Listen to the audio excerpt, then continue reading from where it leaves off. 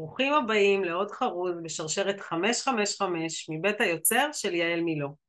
היום אנחנו בשרשרת 555 סרנדיפיטי, שבה מספרים על אירוע מקרי בחיי שהפך לבעל השפעה עליי ועל אנשים רבים. בקיצור, מקרה סרנדיפיטי.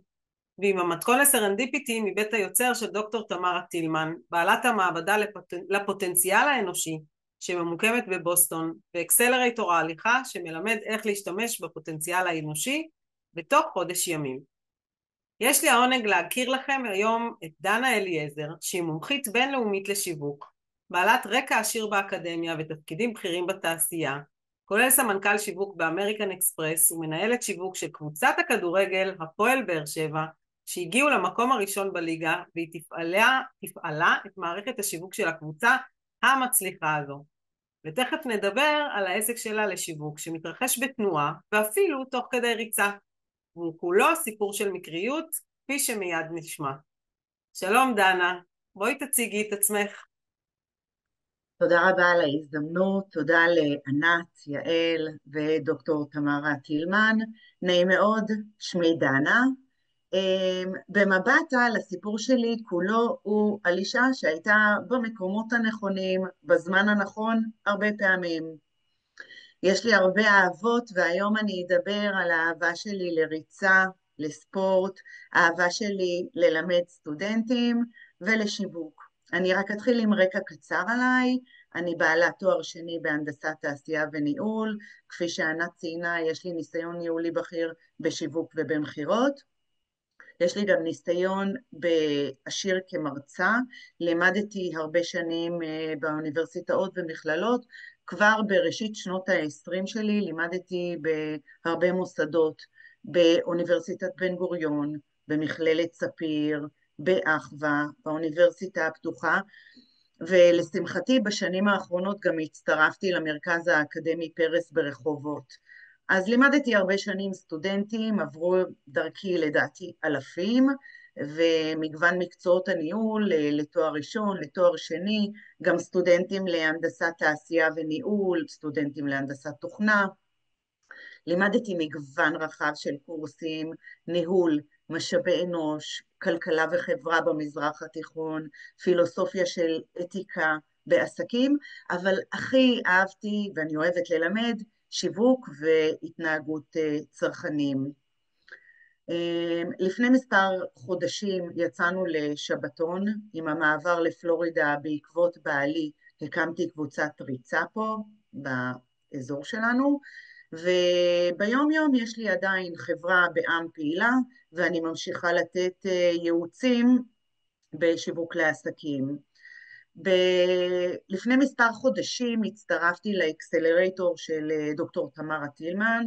באקסלרייטור ההליכה עלה הרעיון לשלב בין ביזנס לפלז'ר, לשלב בין הייעוץ לבין הריצה, ועל זה אנחנו בעצם נדבר פה היום. וואי, איזה כיף, ממש מרתק. הזכרת במהלך השיח שלך את המושג הזה שנקרא התנהגות צרכנים. אני סקרנית לדעת מה זה, את יכולה להסביר לנו? כן, אז כמו שאמרתי, אני מאוד אוהבת שיווק ואני אוהבת ללמד התנהגות צרכנים. זה מרכיב שהוא מאוד מאוד מרכזי באסטרטגיה שיווקית, והוא חשוב, כי הוא מסביר לנו איך אנחנו מקבלים החלטות ואיזה מוצרים אנחנו באים לקחת ולקנות. הוא מסביר לנו מתי אנחנו עושים את הרכישות וממי אנחנו קונים, והמשווקים בעצם מפתחים אסטרטגיה שיווקית יעילה כדי להגיע בול לצרכנים שהם רוצים עם המסר הנכון. אנחנו לא רוצים להשקיע משאבים וזמן וכסף בצרכנים שהמסר או המוצר לא רלוונטי. אז אנחנו בודקים מה משפיע ומה תופס את תשומת הלב של הצרכן, והיכן נמצא הצרכן במדיות השונות, האם הוא בפייסבוק, באינסטגרם, בטיק טוק, יכול להיות שהוא בכלל במדיה מסורתית. אנחנו צריכים לדעת את כל המאפיינים האלה. אנחנו צריכים לדעת מה משפיע. יכול להיות שעל המוצר שלנו משפיע המחיר, משפיע האיכות, משפיע ההצעה. כל הדברים האלה הם מאוד מאוד חשובים, כי בסופו של יום יש לנו פלחים, ואנחנו לא יכולים לפנות לכל הלקוחות שלנו, אנחנו פונים לפלחים המסוימים שמתאימים לנו. עכשיו, אישית, גם בתור מרצה וגם בתור מנהלת שיווק, אני תמיד אוהבת לפנות לנישות. נישות זה משהו שהוא אפילו פיצי וקטן יותר מפלח.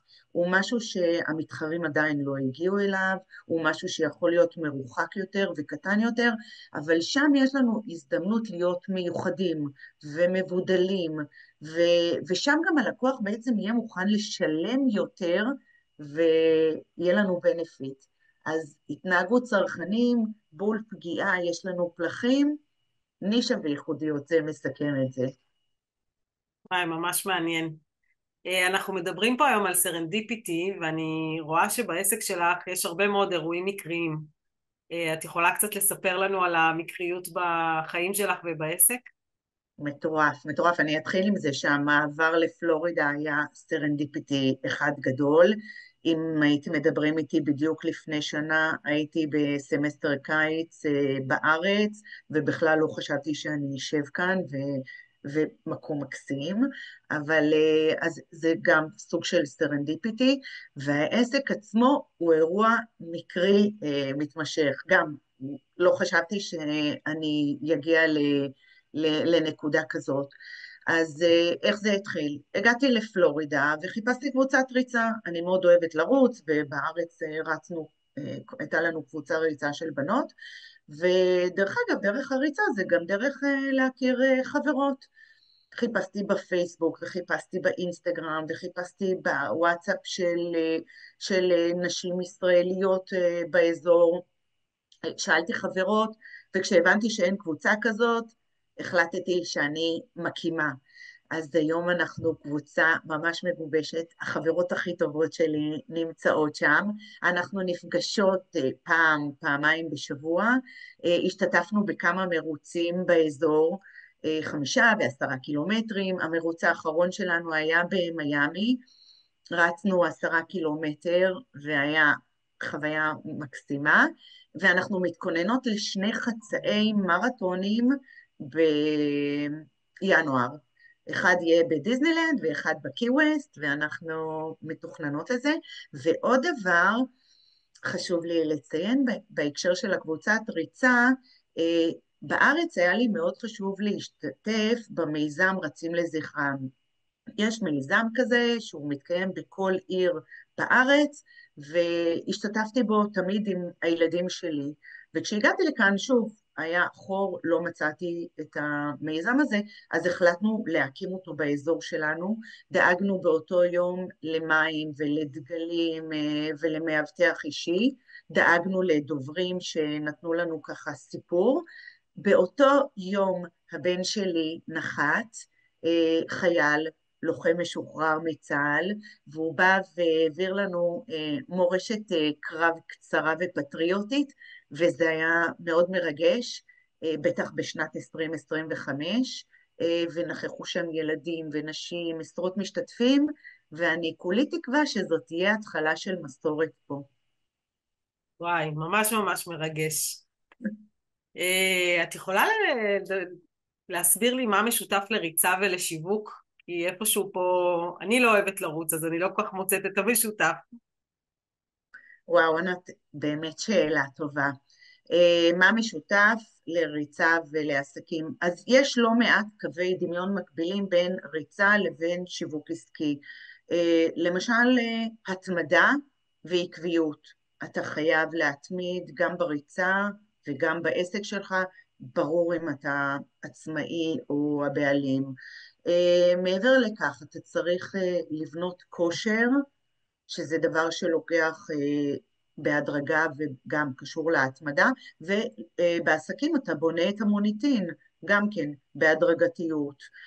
קווי דמיון נוספים יכולים להיות הצבת מטרות, גם בריצה אתה לא קם בבוקר ואומר, אני מחר רץ מרתון, אתה עושה איזושהי תוכנית ומציב מטרות. דרך אגב, גם ריצה של 5 קילומטר זה הצבת מטרות, או לשפר 5 קילומטר לזמן מסוים זה מטרה. ככה גם בעסקים אנחנו יודעים, אני רוצה לפתוח עסק נוסף, אני רוצה לפתוח סניף, אני רוצה להגדיל את הלקוחות, להגדיל את המכירות, אלה הם המטרות שלנו. אותו דבר גם תכנון ואסטרטגיה, עובדים לפי תוכנית מסודרת, ובשניהם יש לנו מדידה. אנחנו מודדים את הריצה עם השעון גרמין שלנו, ואנחנו מודדים את המכירות, ואת המכירות בכלל ברמה שעתית היום, או את ההישגים שיש לנו בשיווק דיגיטלי. זה מדהים היום, כל הכלים שיש לנו, כמה הקלטות, כמה נכנסו, כמה צפו, כמה הגיבו. ולשניהם צריך סבלנות, סבלנות ואין קיצורי דרך. אחרי ריצה אחת של 5 קילומטר אני לא יכולה להגיד, מחר אני עושה מרתון מלא, ואותו דבר, אחרי פרסומת אחת, הלקוח לא יכול להגיד, למה לא רואים אותי, למה לא כולם מכירים אותי. צריך סבלנות, צריך לעבוד במתווה מסודר. עכשיו, עוד דבר, מעבר לזה שיש לנו קווי דמיון מקבילים, יש לנו גם תכונות משותפות שצריך אותן. צריך משמעת וקצב, שליטה בנשימה, צריך מאמץ וסיבולת, צריך שליטה מנטלית, זה מאוד חשוב. אותם התכונות לדעתי צריך גם בעסקים. נכון, אין ספק. מנית פה כל מיני תכונות. את יכולה להגיד לי מה הכי חשובה מביניהם? יש אחת שהיית אומרת בלעדיה אי אפשר, או איזה מהם היא הכי הכי ראשונה בסדר העדיפות? וואו, לטעמי צריך את כל התכונות. אי אפשר אחת מהן, אי אפשר לא בריצה וגם לא בעסקים. אתה צריך את השילוב של כולם. אתה יכול להיות בכושר, אבל אם אין לך את היכולת המנטלית, יהיה לך מאוד קשה לעבור מכשולים. גם בעסק, אם אין לך את היכולת המנטלית, יהיה לך מאוד קשה. יש עליות וירידות וקשיים גם בעסקים. אז בעצם אנחנו צריכים כאן איזשהו שילוב. בצורה הכי פשוטה, מי שמתאמן מסיים מרתון, ומי שלא מוותר מצליח בעסקים. אבל אנחנו לא מחפשים את הבינוניות, אנחנו מחפשים פה את המצליחנים, לעשות את זה בלי פציעות ולעשות את זה עם הצלחות הכי גדולות שיש. אוקיי, יפה, מעניין, ממש ממש מעניין. אמ, את יכולה לספר לי על איזשהו מקרה שהשתמשת באיזושהי טקטיקה מהטקטיקות שמנית ומה קרה שם? אז דוגמה, מקרה ענת, אנחנו ניקח אותך בתור דוגמה. הנה, את בעצמך דוגמה. יש לך עסק של ראיית חשבון וסטארט-אפ, פלוס יש לך עסק גם וגם מנטורינג לסטארט-אפיסטים. אז אני שואלת אותך שאלה, מה אני צריכה לשים לב אצלך? מה צריך לעשות ומה חשוב לפני שפותחים סטארט-אפ? אז תודה שאת מחזירה את השאלה אליי. גם אני פיתחתי איזושהי שיטה של מנטורינג לסטארט-אפים, ובאמת צריך פה תמהיל של הרבה מאוד תכונות וכמה וכמה תהליכים מקדימים.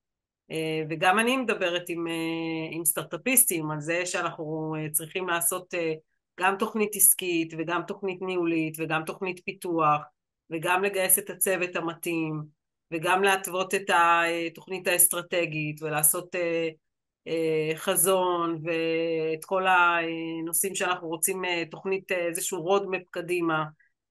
וכמובן אנחנו מדברים גם על הנושאים השיווקיים, אנחנו צריכים לעשות מחקרי שוק הרבה פעמים, תוכנית שיווקית, וכל החומרים.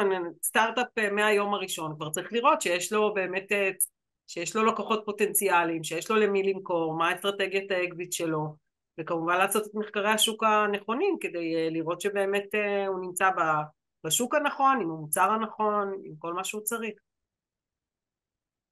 בול, אני ממש מסכימה איתך, מחקרי שוק, ואת צודקת לגמרי, ואני עכשיו כן אתן לך דוגמה שהיא גם מתאימה לנו עם יעל, במקרה או שלא, במקרה סרנדיפיטי, מהעולמות של אקסלרטור של תמרה טילמן, מצאתי בחורה מאוד מוכשרת, אומנית בחסד עליון, והיא שוקלת לפתוח עסק בתחום.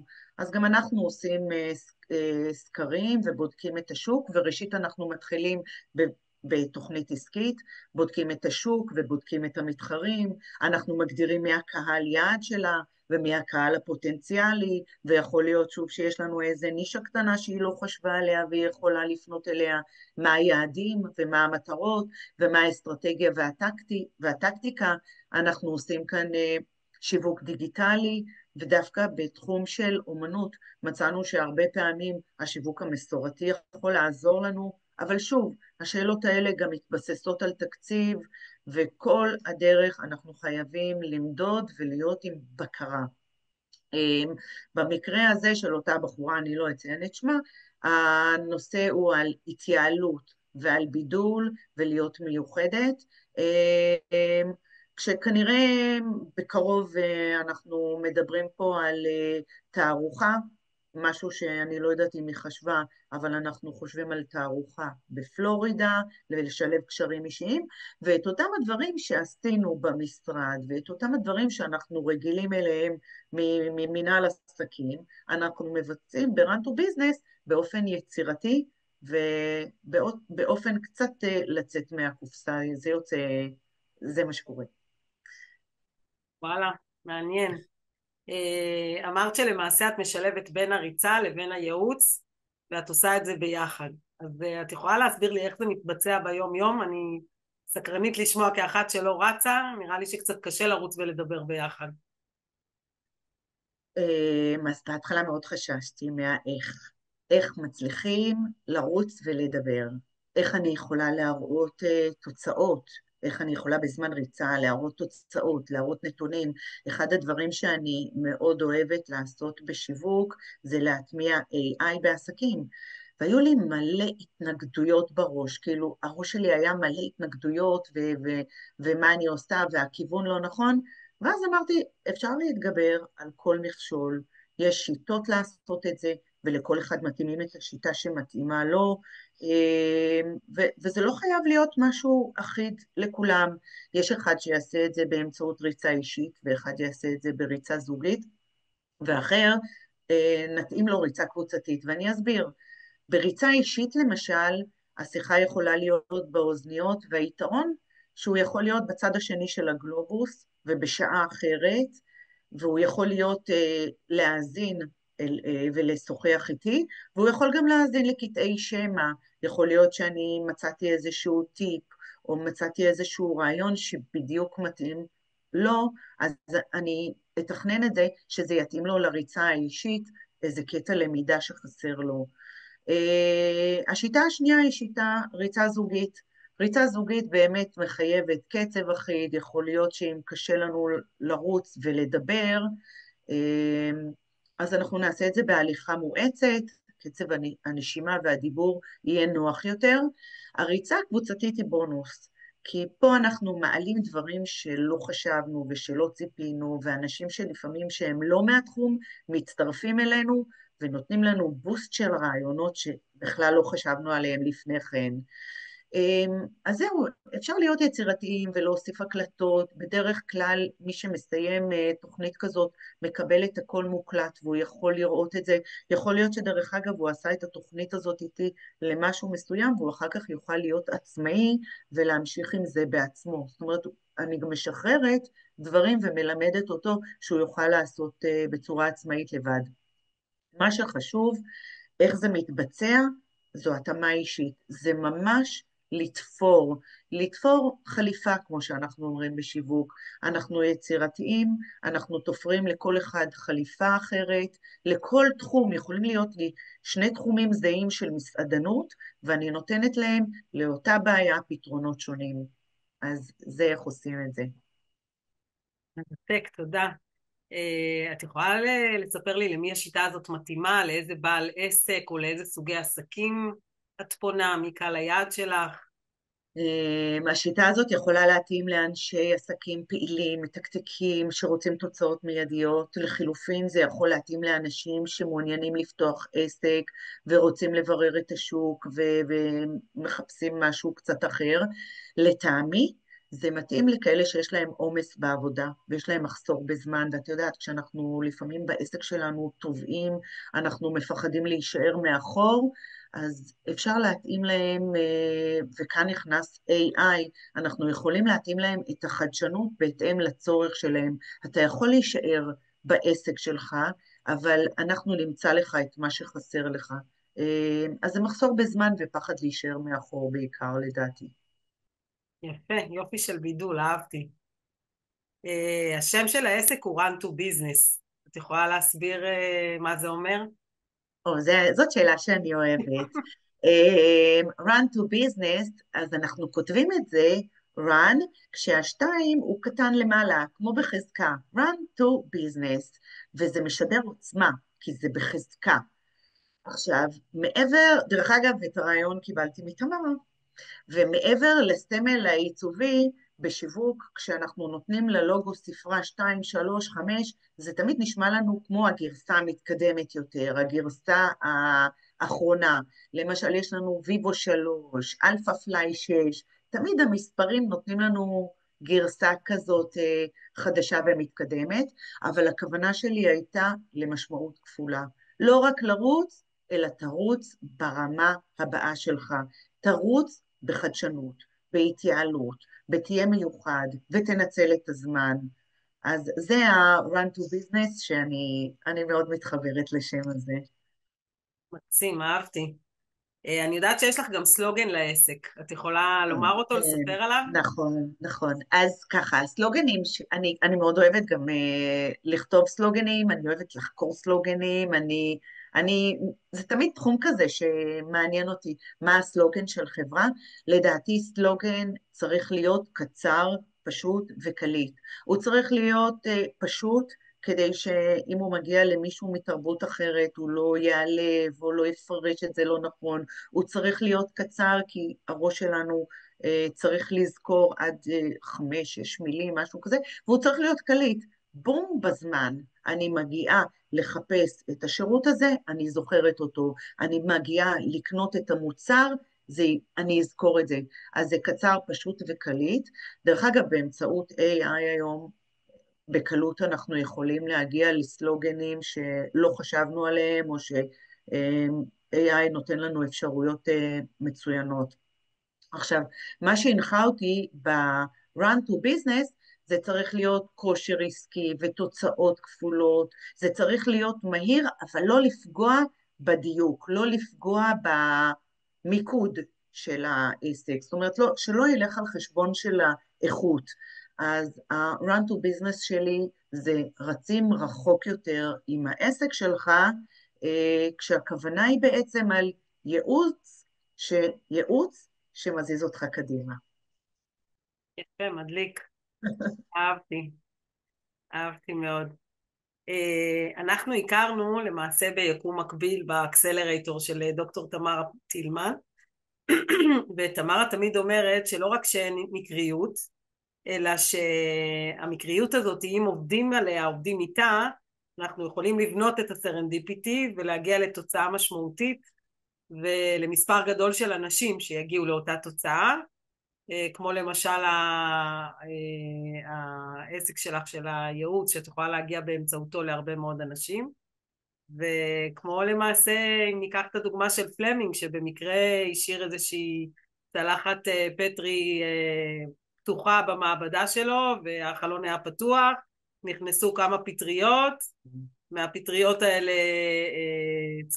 לא צמחו חיידקים, ופתאום הוא גילה את האנטיביוטיקה דרך הדבר הזה, and the rest is history, ויש לנו היום אנטיביוטיקה שאנחנו מטפלים בה בהרבה מאוד מחלות ובהצלחה רבה. אז בהחלט מעניין, אז אני ממש ממש מודה לך על הרעיון הזה, על העסק יש לי, המקורי הזה. יש לי עוד רק מילה לסיכום. ייעוץ עסקי, אני לטעמי לא חייב להתקיים בחדר סגור או בחדר סטרילי. אפשר לעשות אותו לסיכום תוך כדי תנועה, ריצה או הליכה מהירה. אנחנו רוצים בעצם ייעוץ יגביר את האנרגיה ויביא תוצאות. השיטה מתקיימת בשני אופנים, חשוב לי רק להדגיש, ענת, השיטה יכולה להיות בתוכנית ארוכת טווח, כמו מרתון, הכנה לדברים ארוכים יותר, כמו שינוי ומיתוג, חדירה למקום חדש, היא יכולה גם להתבסס, כמו בספרינטים, למקצים קצרים, איפה אנחנו יכולים לבלוט, או מה אנחנו יכולים לעשות עם קמפיין חדש, ואיך אנחנו משווים בין שני קמפיינים. כאמור, זה מתבצע גם פרונטלי וגם באמצעות שמע, אנחנו עושים את זה הרבה AI וחדשנות, וכמו שאמרתי, המוטו שלי הוא בידול. אם כולם אומרים, בואו נשב, בואו נפנה זמן, בואו נתרכז, אני אומרת משהו אחר, בואו נשלב בחיים עצמם, בואו נשלב בהליכה, ריצה, בנסיעה הביתה. ומשפט אחרון שלי לסיום, במטרה להפוך כל צעד להזדמנות כדי להרוויח זמן, כסף וידע תוך כדי תנועה.